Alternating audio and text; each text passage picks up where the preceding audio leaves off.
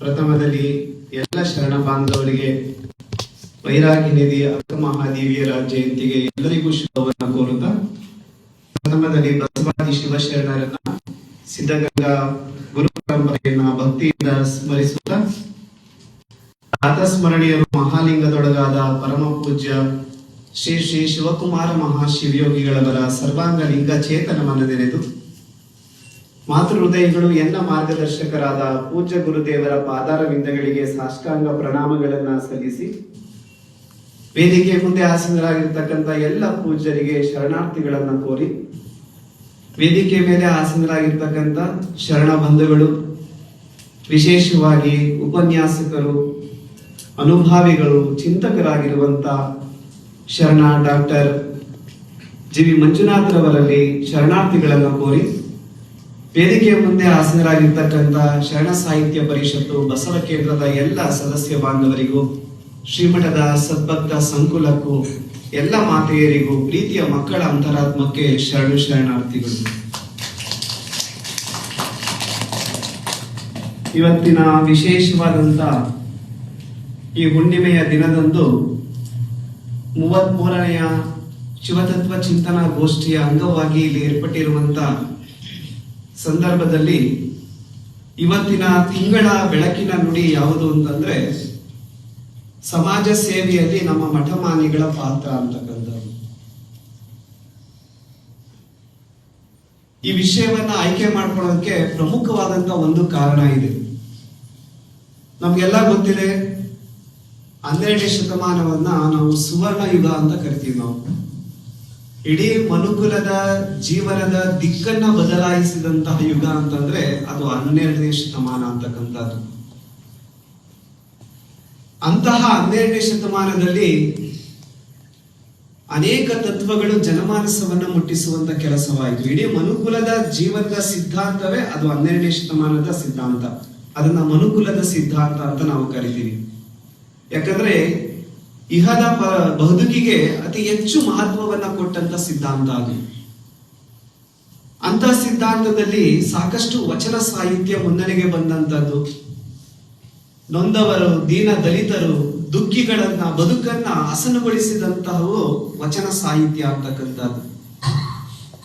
ಇವತ್ತು 21ನೇ ಶತಮಾನಕ್ಕೆ ಆ ಶರಣರನ್ನ ಜೀವಂತವಾಗಿಸುವಂತ ಕೆಲಸವನ್ನ ಮಾಡಿದಂತದ್ದು ಅದು ವಚನ ಸಾಹಿತ್ಯ ಅಂತಕ್ಕಂಥದ್ದು. ನಮ್ಗೆಲ್ಲ ಗೊತ್ತಿರುವಂತ ಒಂದು ಸಂಗತಿ ಅಂದ್ರೆ ಕಲ್ಯಾಣದಲ್ಲಿ ಕ್ರಾಂತಿ ಉಂಟಾಯಿತು. ಆ ಶರಣರ ಕ್ರಾಂತಿಯ ನಂತರದಲ್ಲಿ ಇಡೀ ಸಂಪೂರ್ಣ ವಚನ ಸಾಹಿತ್ಯ, ಆ ಶರಣ ಸಿದ್ಧಾಂತ ಎಲ್ಲ ಅಜ್ಞಾತವಾಸವನ್ನ ಅನುಭವಿಸಿತು. ಸುಮಾರು ವರ್ಷಗಳ ಕಾಲ ಆ ಅಜ್ಞಾತವಾಸದಲ್ಲಿದ್ದಂತಹ ಆ ಶರಣ ಪರಂಪರೆಯನ್ನ ಮುನ್ನೆಲೆಗೆ ತರುವಂತ ಪ್ರಯತ್ನವನ್ನ ಮಾಡಿದವರು ಯಾರು ಅಂದ್ರೆ ಯಡಿಯೂರಿನ ತೋಟದ ಸಿದ್ಧಲಿಂಗೈತಿಗಳು. 101 ವಿರಕ್ತರೊಂದಿಗೆ ಇಡೀ ದೇಶದಾದ್ಯಂತ ಸಂಚಾರ ಮಾಡಿ ಎಲ್ಲ ಶರಣರ ಸಿದ್ಧಾಂತವನ್ನ ಮತ್ತೆ ಜನಮಾನಸಕ್ಕೆ ಮುಟ್ಟಿಸುವಂತ ಪ್ರಯತ್ನವನ್ನ ಮಾಡಿದವರು ಯಡಿಯೂರು ತೋಟದ ಸಿದ್ಧಲಿಂಗೈತಿಗಳು ಅಂತ. ಅವರನ್ನ ದ್ವಿತೀಯ ಅಲ್ಲಮ ಅಂತಲೂ ಸಹ ಕರಿತೀವಿ ನಾವು. ಅಂತಹ ಆ 101 ವಿರಕ್ತರೊಂದಿಗೆ ಸ್ಥಾಪನೆಯಾದಂತವೇ ಮಠಮಾನ್ಯಗಳು ಅಂತಕ್ಕಂಥದ್ದು. ಮಠಮಾನ್ಯಗಳು ಸಮಾಜ ಸೇವೆಯಲ್ಲಿ ಎಷ್ಟು ಪ್ರಮುಖ ಪಾತ್ರವನ್ನು ವಹಿಸಿದ್ದೇವೆ ಅನ್ನೋದಕ್ಕೆ ಅದೇ ಒಂದು ನಮಗೆ ಸತ್ಯ ನಿದರ್ಶನ ಅಂತಕ್ಕಂಥದ್ದು. ಆ 12ನೇ ಶತಮಾನದ ಎಲ್ಲ ವಚನ ಸಾಹಿತ್ಯವನ್ನ 21ನೇ ಶತಮಾನಕ್ಕೆ ಹರಿದು ಬರುವಂತೆ ಮಾಡಿದಂತಹ ಯುಗ ಅಂದ್ರೆ ಅದು 15 ಮತ್ತೆ 16ನೇ ಶತಮಾನ. ಅದರಲ್ಲಿ ಮಠಮಾನ್ಯಗಳ ಕೊಡುಗೆ ಅಪಾರವಾಗಿರುವಂತದ್ದು. ಆ ನಿಟ್ಟಿನಲ್ಲಿ ನಾನು ಇವತ್ತು ಸಮಾಜ ಸೇವೆಯಲ್ಲಿ ನಮ್ಮ ಮಠಮಾನ್ಯಗಳ ಪ್ರಮುಖ ಪಾತ್ರವಂತಕ್ಕಂಥ ಒಂದು ವಿಷಯವನ್ನ ಆಯ್ಕೆ ಮಾಡ್ಕೊಂಡಿರುವಂತಹದ್ದು. ಈ ಮಠಕ್ಕೂ ಸಮಾಜಕ್ಕೂ ಒಂದು ಅವಿನಾಭಾವ ಸಂಬಂಧ ಇದೆ. ಶರಣರ ಭಾಷೆಯಲ್ಲಿ ಅದನ್ನ ನಾವು ಎಷ್ಟು ಚೆನ್ನಾಗಿ ಹೇಳಿದ್ದಾರೆ ಅಂತಂದ್ರೆ ಅದನ್ನ ಸಕೀಲ ಸಂಬಂಧ ಅಂತ ಕರೀತಾರೆ. ಮಠದ ಮತ್ತು ಸಮಾಜದ ಸಂಬಂಧವನ್ನ ಬೆಸೆಯುವಂತ ಮತ್ತೆ ತೆರೆಯುವಂತಹ ಕೀಲ ಅಂದ್ರೆ ಕೈ ಯಾವುದು ಅಂತಂದ್ರೆ ಅದು ಸೇವೆ ಅಂತಕ್ಕಂಥದ್ದು. ಎಷ್ಟು ಚೆನ್ನಾಗಿದೆ ನೋಡಿ ಈ ವಿಚಾರ. ನಾವು ಈ ಮಠ ಅಂದ್ರೆ ಏನು ಅಂತ ಈ ಶಬ್ದವನ್ನ ಅರ್ಥೈಸ್ಕೊಳ್ಬೇಕು. ಬಹಳ ಹಿಂದೆ ಈ ಮಠಕ್ಕೆ ಒಂದು ವ್ಯಾಖ್ಯಾನ ಇತ್ತು. ಆ ವ್ಯಾಖ್ಯಾನ ಯಾವುದು ಅಂತಂದ್ರೆ ಮಠತಿ ಯತ್ರ ಸನ್ಯಾಸಿನಃ ಅಂತ ಒಂದು ವ್ಯಾಖ್ಯಾನ ಇತ್ತು. ಮಠತಿ ಅಂತಂದ್ರೆ ಅದು ವಸತಿ ಅಂತ ಅದರ ಅರ್ಥ.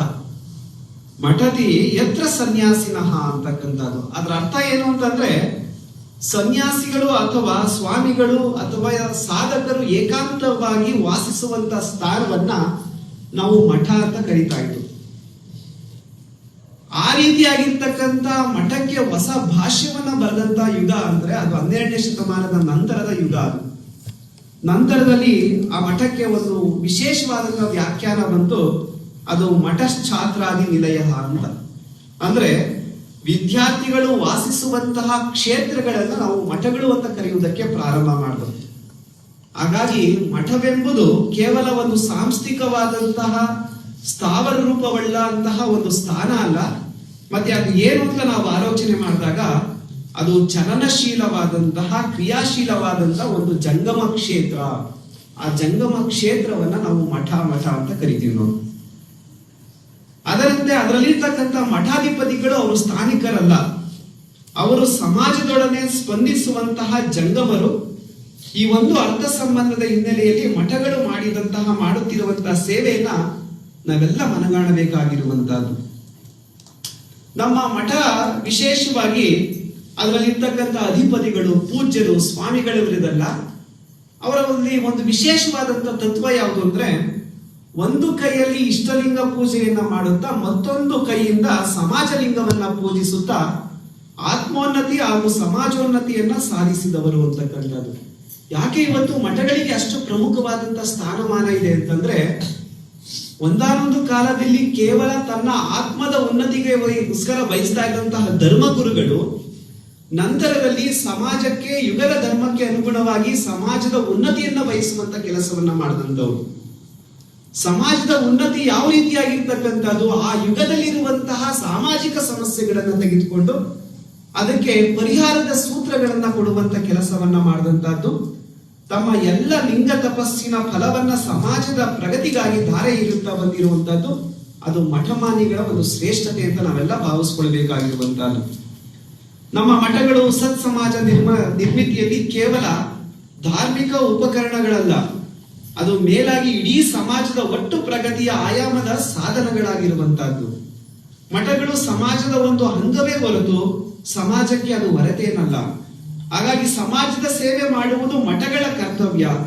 ಮಠಗಳ ಯೋಗಕ್ಷೇಮ ರಕ್ಷಣೆ ಅದು ಸಮಾಜದ ಕರ್ತವ್ಯ ಅಂತಕ್ಕಂಥದ್ದು. ಅದಕ್ಕೆ ನಾನು ಹೇಳಿದ್ದು ಮಠ ಮತ್ತೆ ಸಮಾಜದ ಸಂಬಂಧ ಒಂದು ವಿಶೇಷವಾಗಿರ್ತಕ್ಕಂಥ ಸಕೀಲ ಸಂಬಂಧ ಅಂತಕ್ಕಂಥದ್ದು. ಒಂದು ಬೀಗ ತೆರಿಬೇಕಾದ್ರೆ ಅದಕ್ಕೆ ಕೀ ಅವಶ್ಯಕತೆ ಇದೆ. ಕೇವಲ ಕೀ ಇದ್ದ ತಕ್ಷಣ ಅದಕ್ಕೆ ಮೌಲ್ಯ ಬರೋದಿಲ್ಲ, ಅದಕ್ಕೆ ಬೀಗದ ಸಹಾಯ ಬೇಕಾಗಿರುವಂತಹದ್ದು.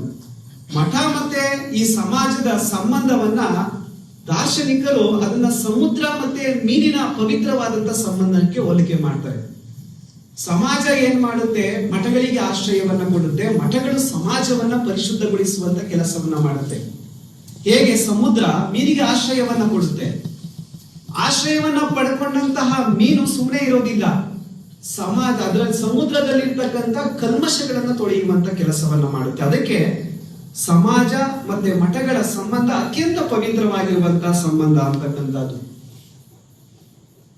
ಇಂದಿನ ಶತಮಾನಕ್ಕೂ 21ನೇ ಶತಮಾನಕ್ಕೂ ಮಠಗಳ ಚಿಂತನೆಗಳು ಒಂದು ವಿಶಿಷ್ಟವಾದಂತಹ ಚಿಂತನೆಗಳಾಗಿ ಪರಿವರ್ತನೆ ಆದವು. ಇವತ್ತಿನ ಸಮಾಜದ ಸುಧಾರಣೆಯಲ್ಲಿ ನಮ್ಮ ಮಠಗಳು 4 ಪ್ರಮುಖ ಸಾಧನಗಳನ್ನ ಕಂಡುಕೊಂಡಿದ್ದಾವೆ. ಇದನ್ನ ಸಾಧನಾ ಚತುಷ್ಟಯಗಳು ಅಂತ ನಾವು ಕರಿತೀವಿ. ಆ 4 ಸಾಧನಾ ಚತುಷ್ಟಯಗಳು ಯಾವುದು ಅಂದ್ರೆ ಮೊದಲನೇದು ಅನ್ನ, ಎರಡನೇದು ಆಶ್ರಯ, ಮೂರನೇದು ಅಕ್ಷರ, ಇನ್ನೊಂದು ಅರಿವು ಅಂತಕ್ಕಂಥದ್ದು. ಇದು ಪ್ರಮುಖವಾಗಿರುವಂತಹ ಸಾಧನ ಚತುಷ್ಟಯಗಳು ಅಂತಕ್ಕಂಥದ್ದು. ಇದನ್ನ ಅರ್ಥೈಸಿ ನಾವು ಹೇಳೋದಾದ್ರೆ ಅನ್ನದಿಂದ ಹಸಿವನ್ನ ಹಿಂಗಿಸಿ, ಆಶ್ರಯದಿಂದ ಸಂಸ್ಕಾರವನ್ನ, ಅಕ್ಷರ